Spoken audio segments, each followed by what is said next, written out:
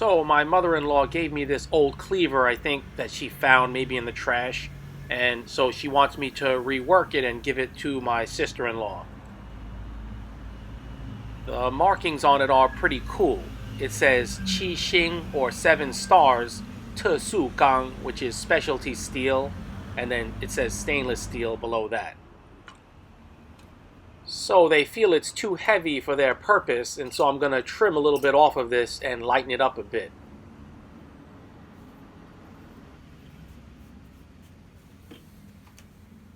While I'm monkeying around making my lines more clear, I want to give a shout out to Ronnie Lowe for his recent very generous donation. He purchased some tools and rounded up quite a bit, and it's very much appreciated. And I also want to thank Brett Thompson and Dan Safford for donating during my last live stream.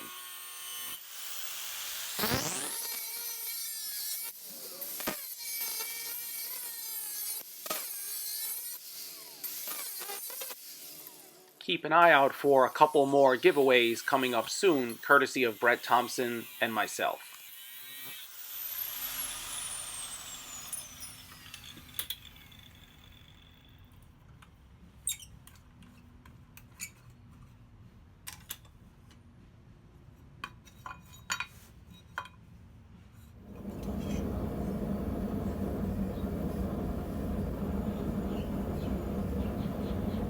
So for this video, you can see I finally put my little petting house anvil to the front.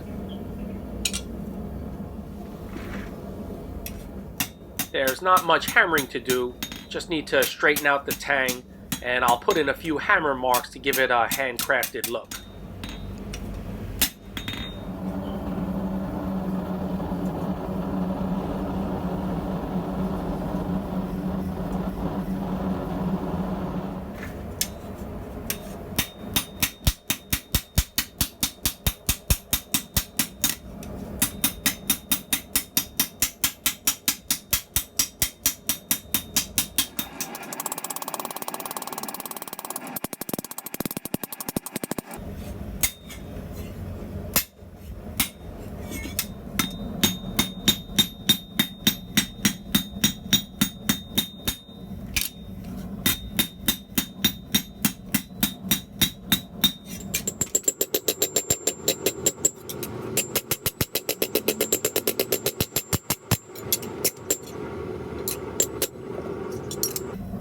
So I want to make myself a new Japanese style hammer, and I want to use this piece that I'm holding here, which is YK30 steel.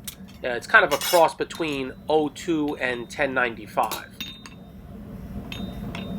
I want to have this hammer to be longer in front of the handle and also with a harder, more narrow face.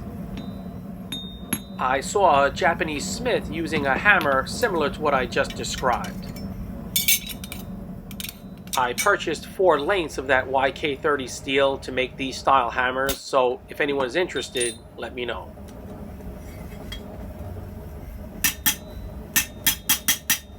I decide to put my GS just below stainless steel to add to the intrigue of these markings.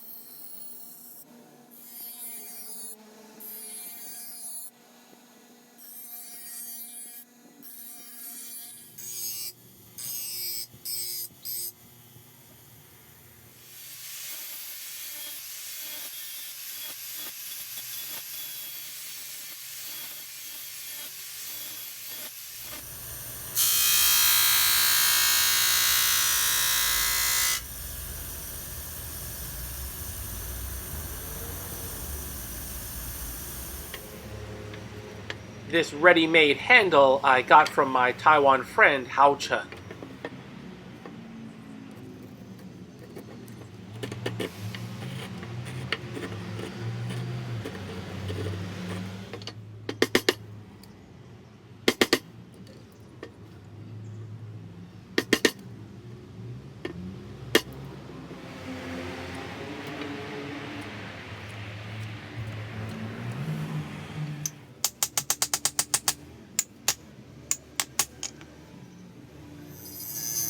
I've got an idea for dressing this handle up a bit.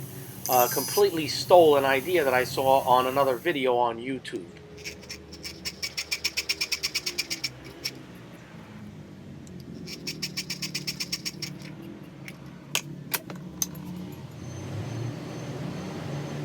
Basically, that person took thin copper wire and then braided it by twisting it and then wrapped that around to give some decoration to the handle.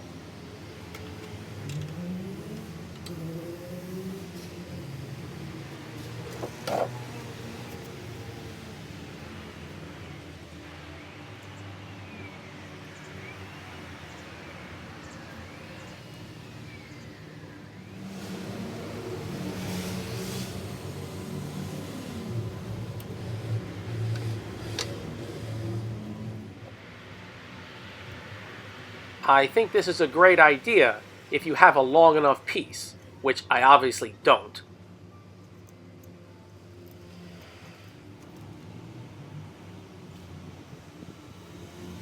So I abandoned the braided idea, and with the remaining piece that I have, I just try to wrap it in copper wire. Though this is very thin, so not sure how this is going to work out. Most of the projects that I do like this, that are outside of my wheelhouse, I always do guerrilla style. You can see my hands are full of epoxy. Just a mess. I decide to cover the copper wire in more epoxy because, hey, why not? So, a day later, $1 short, and probably missing a few brain cells, this is what I have.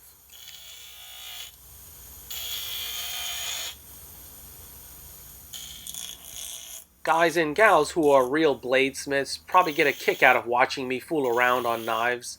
It's like watching your favorite comedy.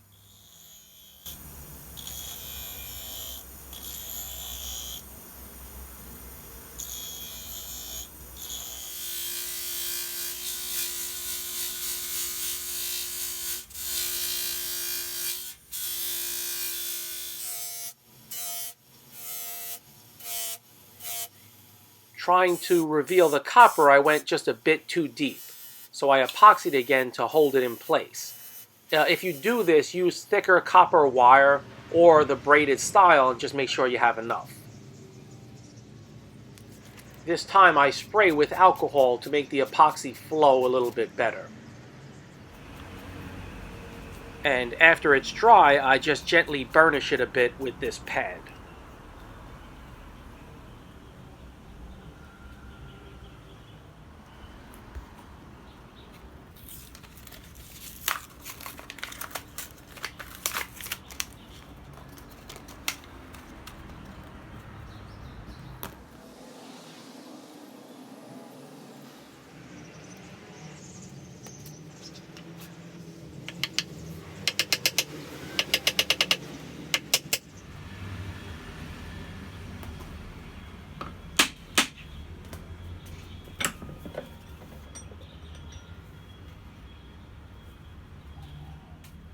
Since this handle has a round opening and the tang is flat, I use a little bit of sawdust and epoxy to fill that in.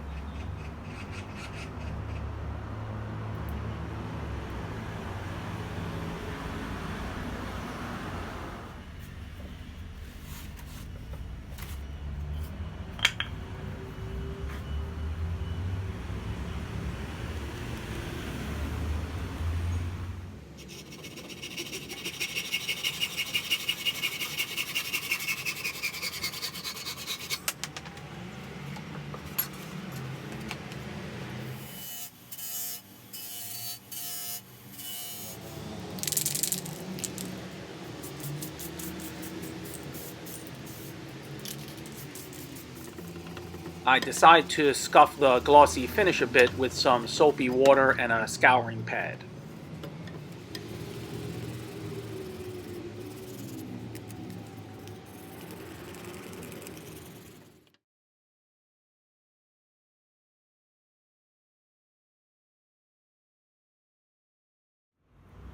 So there it is.